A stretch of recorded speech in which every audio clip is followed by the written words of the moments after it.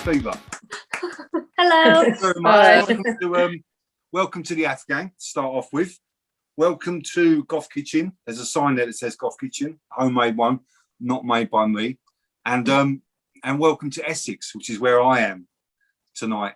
It has been beautifully sunny in the last 3 weeks, but today was absolutely shit and cold and horrible. So let's go. So we have Amy. Hello. Vocalist. We have Alex. Hi. Bass player. And we have Anabelle, drummer. Hello. Who's missing? Alicia. Guitarist. Working hard. Yeah. Working hard. Before we start, let's go around. Let's start with you, Amy. Let's go around and where are you? How are you? And what have you been doing today? I am in my flat in Manchester. I'm pretty good, and I've been at band practice. Hey. Anabelle? Yeah, I'm in Burnley in my flat. I'm pretty decent. I also was at band practice. I got a Greg's. Surprise. I got Greg's after band practice as well. Oh. Yeah. Well done.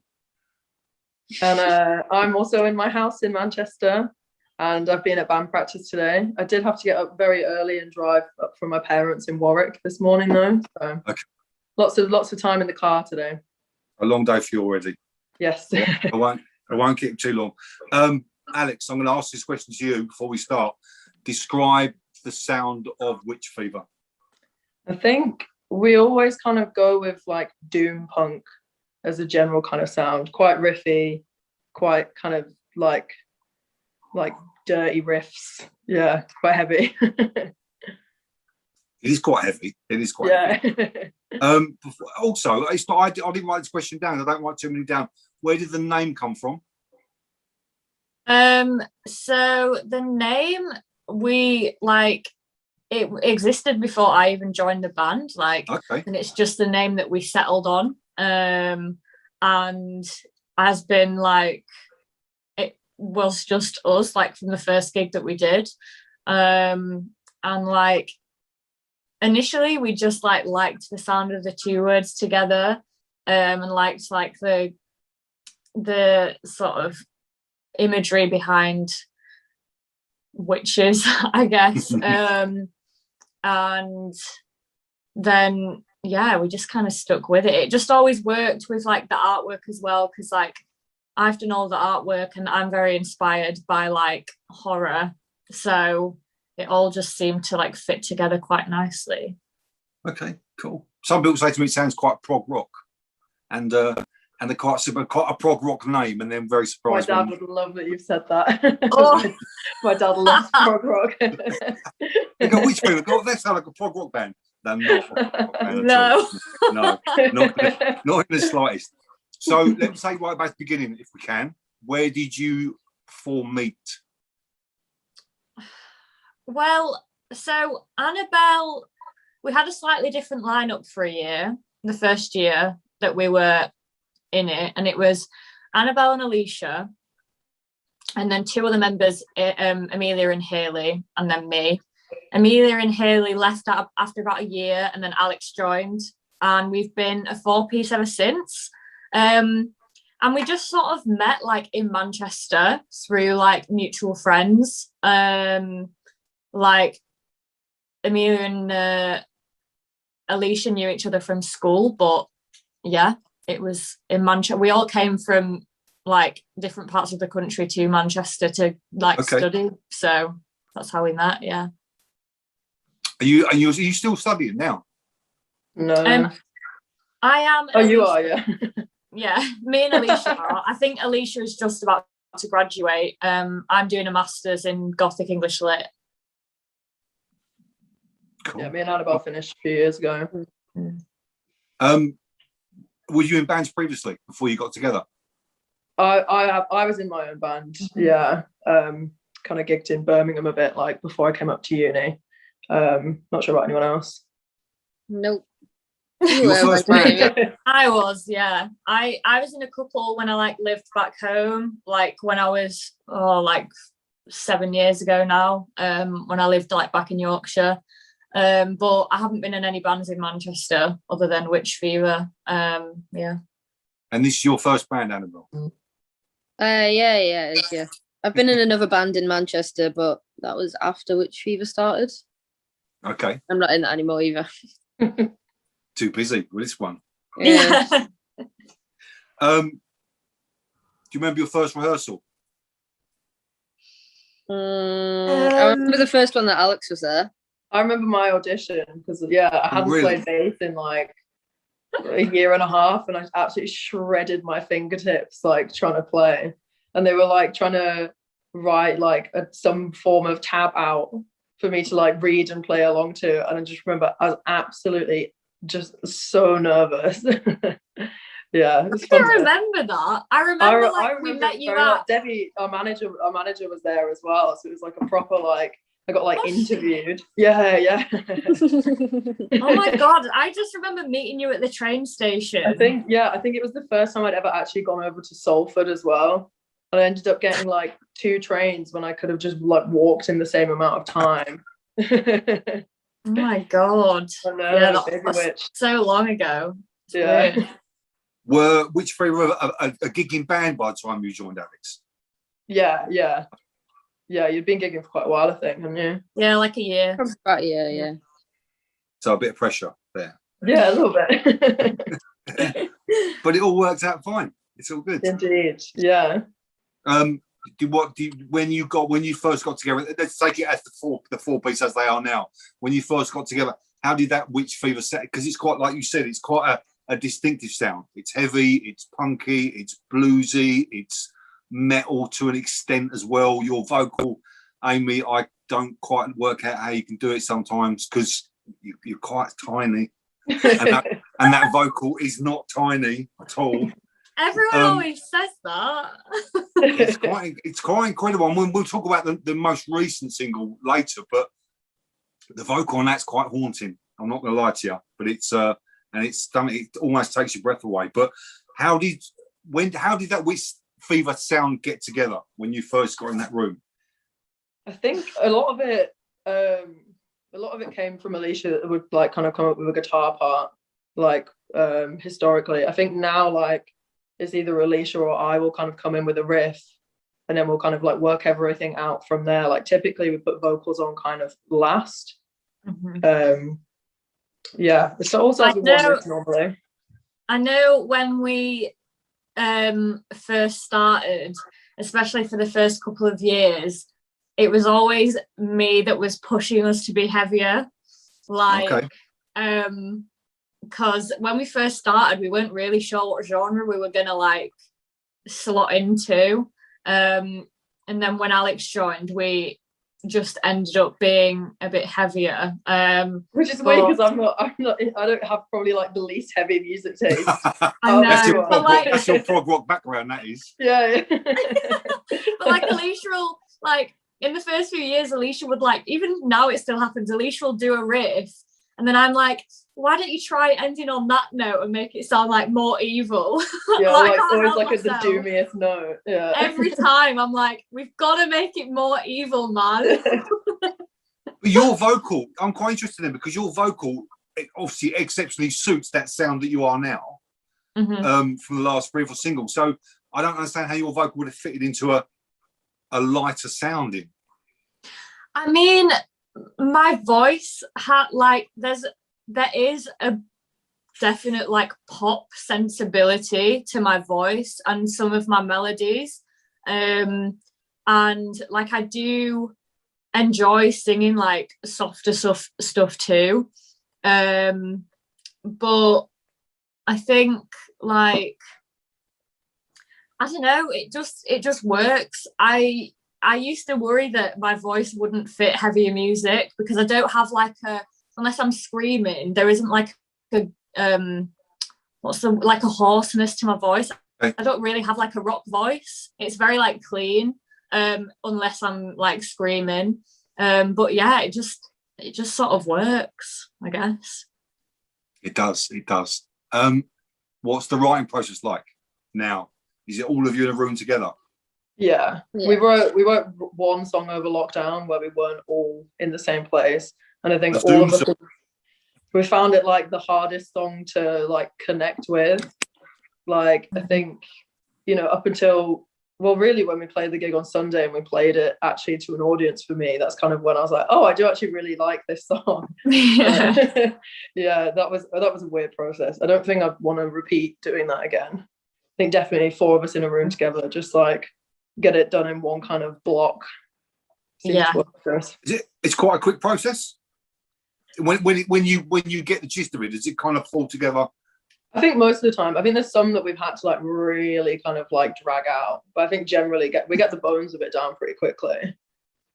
I think like if there's one that we're finding too difficult, we tend to take that as a sign of like, maybe this is something that we should like try and repurpose later, or you know, if it doesn't come together that naturally, then we kind of tend to move on from it. Yeah, we've spent like ages going over and over the same thing, and it's just like not gone anywhere, and then we'll move on to something else and we'll do it in like 15 minutes and get like the whole song down. So yeah, it just works like that. How long, Alex, after your first rehearsal with the 3 was the first gig? It was pretty soon, I think. It was probably like, I remember it was in Sunderland. It was probably like a month, 6 weeks tops. Okay. It was very quick. What venue was that, Anabelle? It was with No Teeth. It was Pop Rex. Yeah. That was my first ever gig. Yeah. A blast from the past. Yeah, it was a quick turnaround, but I mean, I was just kind of almost like session basing kind of to start with, just like trying to like figure out what, just play the right note. So, and the very first Witch Fever gig prior to this, how long ago was that before that? About a year and a half? Yeah, about a year, I reckon. Okay. Yeah, it was like August 2016. 2016. Probably been about bang on a year. Yeah. What was that very first gig like, Anabelle? It was a mess. It was a big, horrible mess. Was it really? It went down okay, but looking back, it was a mess. Oh yeah, like we definitely hadn't found our footing. Like, if you compare like the first couple of years of gigs to like now, it's like crazy how much we've all individually progressed as like musicians, even songwriting wise. Like, we don't like playing our older songs anymore because they just don't feel like interesting. Yeah, they're not as good as what we're writing now, and they're not as interesting as what we're writing now.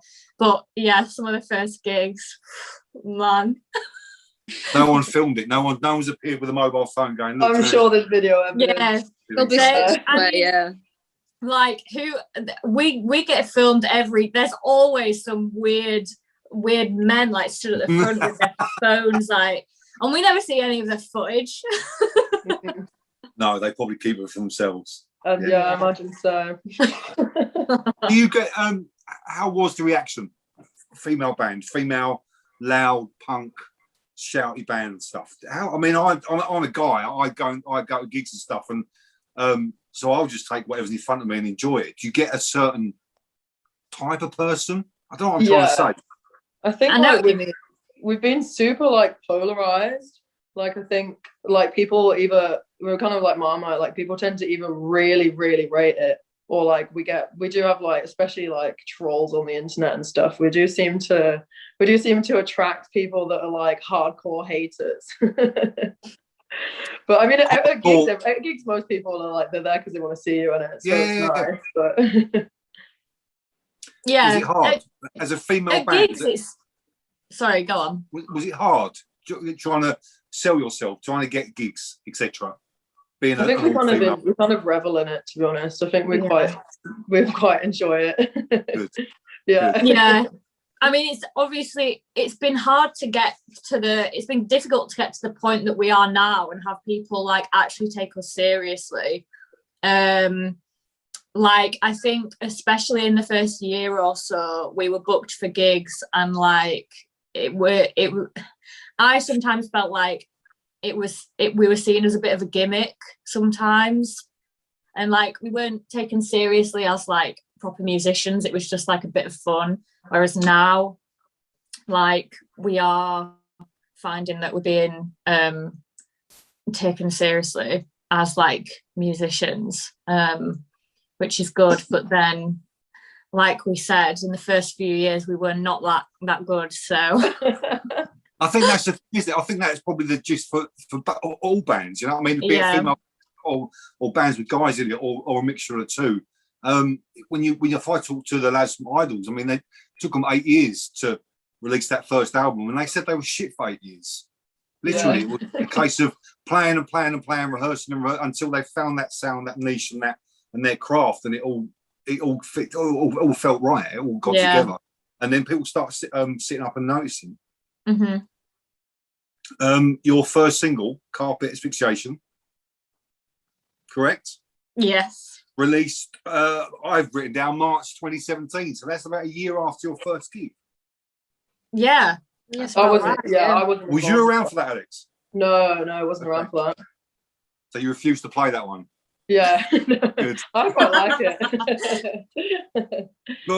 Toothless was my first one. Okay. Yeah. Which was April 2018, exactly a year after the first one. Were these all self-funded singles? Something you just wanted to do? So our manager, Debbie, at the time, we were sort of like under her indie label, Black Bleach Records. So I think for the first one, like she helped us fund it. For Toothless, I can't really remember. I think for Toothless, we all like pulled together and just like pulled like gig money together. Merch and stuff, I think, as well. Do we have much? Yeah. And then after that, everything's been self-funded, hasn't it? With Debbie as well, apart from like the most recent release, which is obviously released with Music for Nations. Daddy came out November 2018. And a fab little video for that as well. What was the reaction like, press-wise, for these singles? People hated Carpet Asphyxiation. Oh my God. Why? It was wild. Yeah, people like commenting on Bible. I didn't. It was insane. There was a video for it. We took it down because it just doesn't. It's not us anymore at all.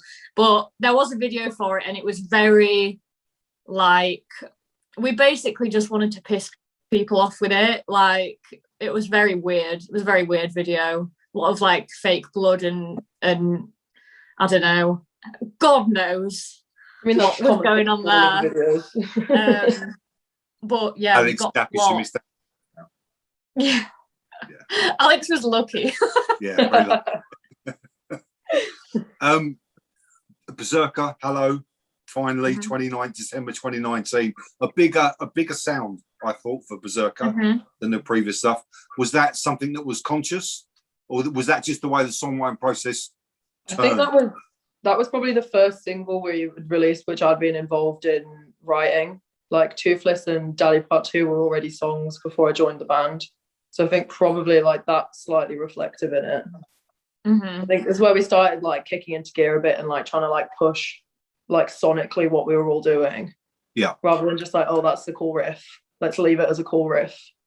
Because it sounds like Berserker sounds like, for me, I mean, there's not that much to go back and listen to, so to speak. But Berserker, when you listen to it in the order, that's like the fourth single. So it's in order release. It sounds like the one where you found that sound. Yeah, I think so. That you've now just progressed on and pushing on and stuff. It's a huge song, produced by Alan McGee. Did I read? Is that correct? Yeah. Yes. How did that happen? Well, our manager Debbie's good friends with Alan McGee from a long time ago. Okay. She kind of brought him on board. An experience? Yeah. It was so good. I mean, none of us are massive Oasis fans, but like I'm a huge like Slow Dive fan. Like My Bloody Valentine, Jesus and Mary Chain, like all of the Creation bands. So for me, it was like crazy to work with someone that's like pioneered so many of the bands that I love. Yeah, super down to earth. Like it's really nice. Yeah, it was great. He's just like lovely, and so like sometimes if you're around people that have such this like big name, it's a worry that they're going to be like really intimidating and like maybe even a bit of a dickhead, but he's just so sweet and like makes you feel totally comfortable. So yeah, it was sick. Good. I mean, I don't know whether that's his influence or not. Like I said, it's the single for me that really stands out. Yeah, when he was sat mixing it, and he was just like, just make that sound more like Joy Division. More like Joy Division. The drum, it was the snare. He wanted the snare. He wanted the snare to snap like Joy Division. Who wouldn't want that, really? Come on. Yeah. Who wouldn't want that? Yeah, we can get that down. So that was December 2019 that was released. And then 3 months after it, the whole world kind of locked down a little bit. Well, not a little bit, I'm fucking lying. It locked down completely. Did you have like extensive plans for 2020 that you were going to go on and tour and gig and release and stuff like that, and it just all went bang? No. I mean, we had a few gigs booked in. I mean, we were super lucky because Julie, that heads up Music for Nations, came to one of our shows literally just before the pandemic, and then so we kind of started talks with them like throughout the pandemic and throughout the lockdown. So I think like we actually had a lot going on behind the scenes to kind of keep us busy, which was good. But yeah, we didn't have that much locked in. We were meant to play with Show Me the Body. I was really good about that one. Yeah. You didn't do any social distance shows at all? No. Good. No, not for us. Absolutely not. I only went to one, and that was only last week actually, and it was quite nice. Only because table service is quite nice. That was the highlight. Not if you work in the venue. Then it's no. I don't do that at all. But it's quite nice ordering on your phone. It's quite lovely. So 2020 was a bit of a washout for most people. And then who was it? Which was it? Amy? Was it you that did the interview with Fred Perry magazine? Yeah. Online, it's like an online interview. So it was one of you anyway, and one of the questions was asked, if you could share a stage with any two bands, who would it be? And the answer was Idols and Savages. Was it? Oh, yeah. I remember that actually. Yeah. Oh, that's wild. Look how the world comes together. And I read that a couple of months ago, and I thought, well, that bloody works out really well, because obviously it would have happened by now, but next year, obviously, you're going on with, first of all, you're going to play in Brixton Academy with Idols, and you missed Jenny Beth by one night, which is I'm heartbroken. I read that and went, hold a minute, are you both together and you're not? She's literally doing the night after. Brixton's going to be fun. Yeah, I'm very excited. It is one of the best venues in London, without a doubt. It's huge, and it sounds. You're going to be so loud there. It's going to be fabulous, absolutely fabulous. The support act that you are playing with that night is the only one that says to be confirmed. I know. It's so exciting. I don't know who it is. I'll try and find out, and I'll let you know. Okay, yeah. I'll leave it to you. I'm seeing Joe next week. He will tell me. Okay, let me know. I'm excited. Anna Calvi was meant to be doing them, and then she's not now. It could be her, because she's a bit of a superstar on the stage anyway. So, but I'll let you know. I'll let you know. Find out. And then you've blagged 8 dates on the European tour. Yes. That's very exciting too. Very exciting. With Bambara, another huge band. Yeah, live. Just live. They're just something else as well. And then you're then supporting them on their little shows. Did I see that? Read that? Yeah. I think we're doing a couple. Yeah. On a few nights off. How did that happen? How did all that happen? I I don't know. We just got an email from the. I think the Julie might have put a word in or something. Yeah, because we kind of said like, oh, this is something, you know, we'd dream to do. Yeah, got the email. I wonder how much Idols might have had an influence on it, because again, I was speaking to Joe a couple of weeks ago, and I was telling you I was going to talk to you guys this week, and he was really excited because he loves what you do. So I think I wonder whether it's how much of an influence they had on all of that. But you're gonna have so much fun. You're playing one of the Paris nights as well, I believe. Yes, yeah. You and Bambara one night, and then the next night is Porridge Radio and Gelband. Yeah. That's two fun nights in Paris. I know. Yeah. Very good. Yeah, you absolutely. So this year you announced you got signed to Music for Nations. That's nice. Major recording stars now that you are. How long did that you said them conversations have been going on for some time? Yeah, quite a while. Yeah, I mean, we recorded the single in June. Was it last year? June or July? July, yeah. July, yeah. So we've been kind of sat on it for quite a while. Yeah, very excited to get the news out there. It's a massive single. It's fucking huge. Like from that very first guitar riff to right to the end, where your vocal at the end, Amy, is just, I've never heard anything like it. Literally. Honestly, I've never heard anything like it. And I listened to it on my headphones and went, I need to do that again, literally, because it's just massive. We can't fly over this single without talking about the video. Whose idea was the cockroach? It was the guy that directed it. He's one of my close friends. He suggested it. And you went, yeah, why not? I'll do anything. I'll do anything if it's going to look gross.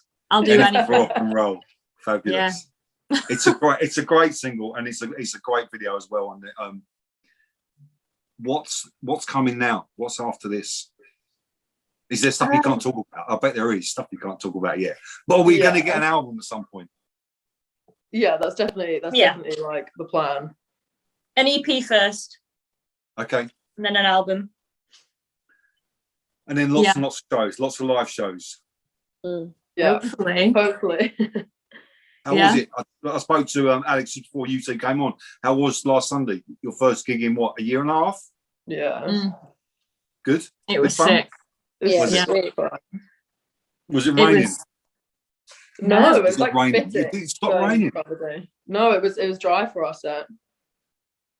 Yeah. We stopped the rain. Good. You were smack bang in the middle of Ditz and John. Yeah.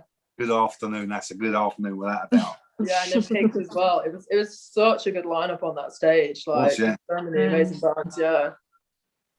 Proper heavy. You need to get some dates down in London just to make it convenient for me, really, so I can come and see you.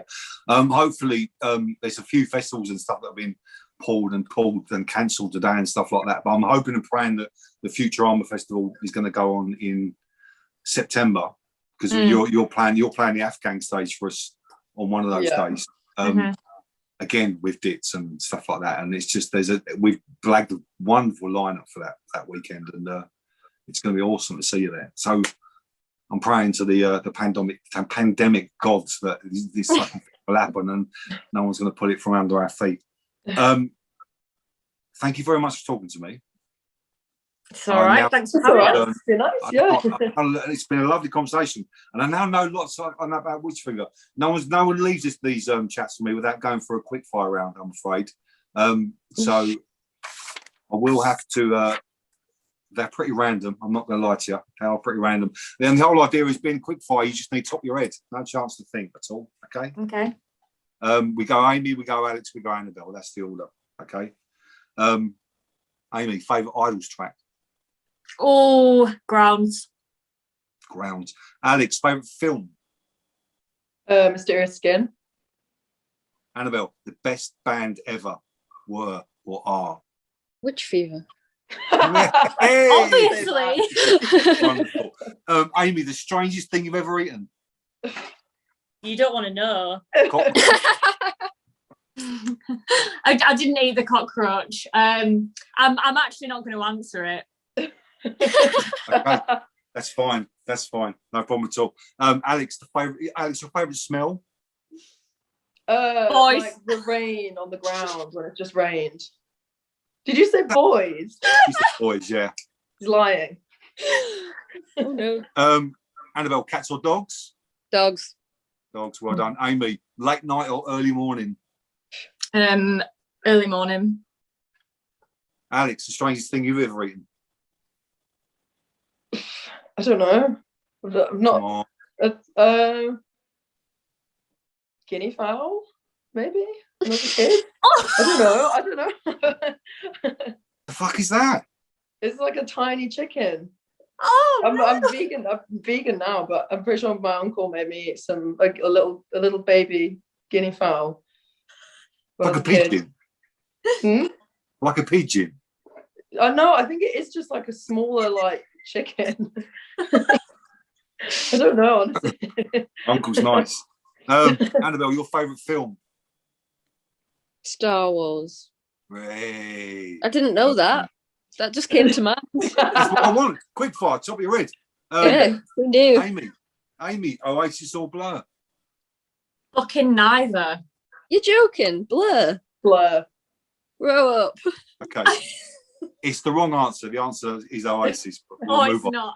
It is. Alex, the best album ever made? Slow Dives, self-titled. Oh, Souvlaki Space Station. Anabelle, Souvlaki, favourite album? Anabelle, your favourite Idols track? You don't know any, do you? No idea. I've just gone blank, you know. Oh, that. My favourite Is it 1049 Gothel? Yeah. That one. 1049. That one's sick, Oh, yeah. yeah. It's a It's a classic. Well, classic. it's a classic. Amy, tea or coffee? Coffee. Alex, Marmite, yes or no? Yes, absolutely. Well Love done. it. Well done. Anabelle, the strangest thing you've ever eaten? Oh, I don't really know. An egg? They are pretty strange.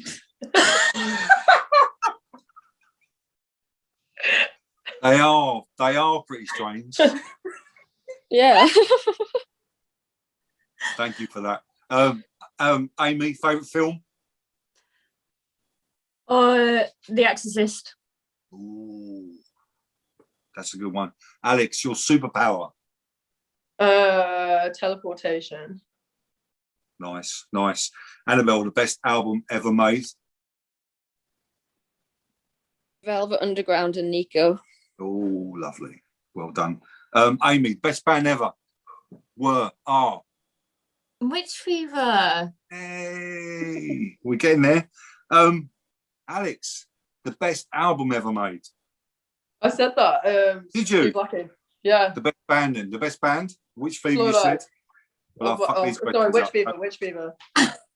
Anabelle, spirit animal? Spirit animal. Ooh. Oh, a dog. Well, A dog. Yeah, one. Amy, Marmite? no. Fuck off. You can't eat a cockroach. Say no Tell to her. Marmite. Okay, we're going to move on. Alex, your favourite Idols track? 10.9 Gotho. Yeah. Well done. Anabelle, buses or trains? Trains. Trains, okay. Amy, who will play you in a film? Oh my God. Brad Pitt.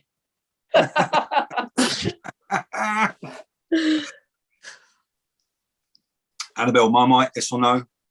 Yes, fuck yes. Amy, your last question. Describe yourself in 3 words.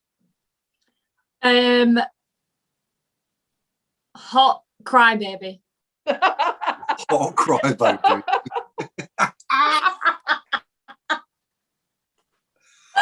Alex, same question to you. Describe yourself in 3 words. An average bassist. Oh, what? No one believes that at all. Absolutely not. Anabelle, your last question. The same question to you. Describe yourself in 3 words. Chill. Awesome. Chill again. And chill.